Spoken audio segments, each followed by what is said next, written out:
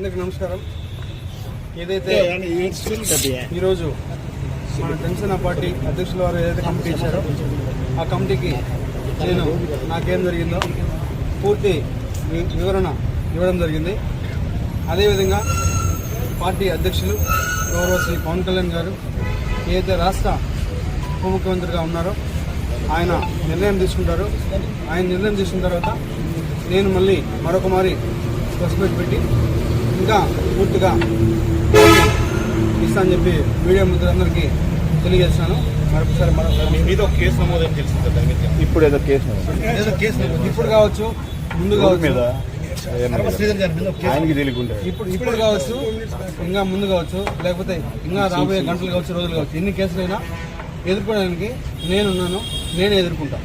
వాళ్ళు 100 కేసులు పెట్టినా కూడా నేను వాళ్ళకి క్లారిటీగా విత్ పిన్ టు పిన్ ఇప్పుడు ఏదైతే కమిటీకి ఇచ్చానో అదే విధంగా నేను మళ్ళా కోర్టుకు కావచ్చు, లేకపోతే ఇంకేదైనా కమిటీకి కావచ్చు, చట్టపరంగానే నిర్ణయాలు తీసుకోవాలని చెప్పి నేను ఈరోజు మీ మీడియా మిత్రులందరికీ తెలియజేస్తాను. నియోజకవర్గ ప్రజలకు కానీ జనసేన పార్టీ కార్యకర్తలు కానీ నియోజకవర్గ ప్రజలు కానీ ఏం చెప్తారు ఈ వివాదం పైన? అభిప్రాయాలతో ఉన్నారు, వాళ్ళు అపోహలతో ఉన్నారు. నాకు ఎవరైతే ఆ వ్యక్తికి జరిగిందో పూర్తిగా ఇది వ్యక్తిగత విషయం. దయచేసి ఎవరు కూడా పార్టీలకి రుద్దొద్దు.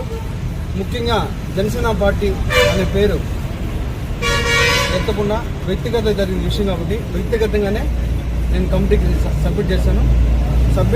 కమిటీ ఏదైతే మన పార్టీ చెప్తారో అదేవిధంగా పార్టీ కూడా నాకు చెప్తారో ఆ చెప్పిన తర్వాతే నేను ముందుకెళ్తాను.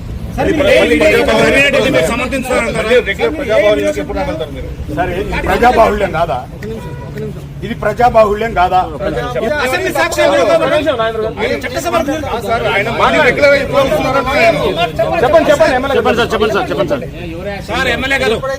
కమిటీ నుంచి పార్టీ నుంచి ఆదేశాలు వస్తాయో మరి అప్పుడే నేను ప్రజల్లోకి వస్తాను. సార్ మీ అసెంబ్లీ కూడా నిజమా కాదా? అసెంబ్లీ నుంచి వీడియో కాల్ చేయడం నిజమా కాదని మీరు చూసారు. దానికి కూడా నేను కమిటీకి క్లారిటీ ఇచ్చాను, ప్రూఫ్స్ కూడా సబ్మిట్ చేశాను. కమిటీ ఏదైతే డెసిషన్ తీసుకున్న తర్వాత మళ్ళీ నేను ఒకసారి ప్రెస్ మీట్ పెట్టి ప్రతి ఒక్క మీడియా మిత్రుడికి నేను విడమర్చి విత్ ప్రూఫ్స్ తో కూడా మళ్ళీ సబ్మిట్ చేస్తాను.